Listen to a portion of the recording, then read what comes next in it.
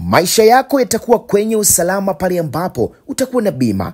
Mosi, inakupa wewe na familia yako kinga, inapunguza mawazo, usalama wa kifedha, amani ya akili na faida zinginezo. Kwa kutambua umuhimu wa jambo hilo, imefanyika semina ya masuala ya bima kwa mawakili wa serikali inayotolewa na Mamlaka ya Usimamizi wa Bima Tanzania. Lengo si mawakili wa serikali peke yake. Nia nyingine thabiti ya mafunzo hayo ni kufikisha ujumbe kwa wananchi juu ya umuhimu wa kuwa na bima.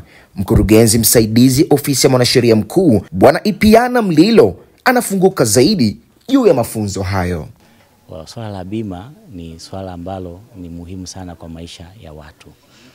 Watu wanapaswa kufahamu kwamba unapokuwa unatembea njiani ama umepanda chombo cha moto, basi ikitokea ajali, aidha ajali ile imepelekea kifo au imepelekea ulemavu, basi anayetakiwa kulipa madhara yale nitakuwa ni kampuni ya bima husika.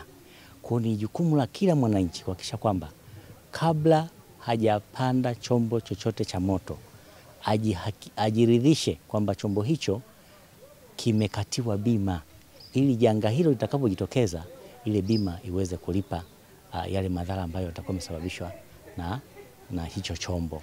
Lakini vile vile hata kwenye masuala ya afya, sasa hivi serikali inaenda kuanzisha bima ya afya kwa wote. Basi ni jukumu la kila mwananchi kufahamu umuhimu kwamba swala la afya ni swala ambalo ni la muhimu, kwa sababu mtaji wa kwanza wa binadamu hapa duniani ni afya. Basi ili kuhakikisha kwamba afya yako itakapotetereka, basi muda huo pengine hauna kipato cha kutosha, bima ndiyo itaweza kukusaidia kuweza kulipia matibabu ambayo yatatokana na ugonjwa husika. Baadhi ya mawakili wa serikali wanaeleza faida za mafunzo hayo na jinsi watakavyokwenda kuitumia elimu waliopatiwa kuisaidia jamii na kuwa mabalozi wazuri katika uhamasishaji wa ukataji wa bima kwa wananchi.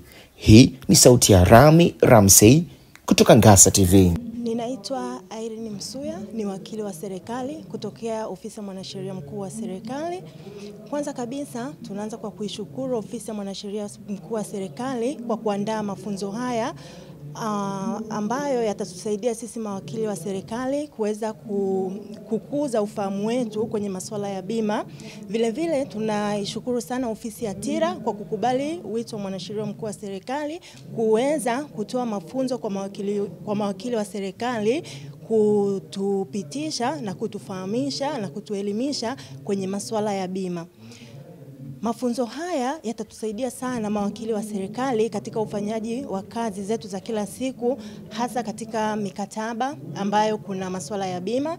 Vile vile tutaenda kwa upana zaidi kuelewa sheria na kanuni za bima ambazo zitatusaidia kila siku katika kazi zetu, kushauri serikali na maslahi mapana ya wananchi katika masuala yote ya bima.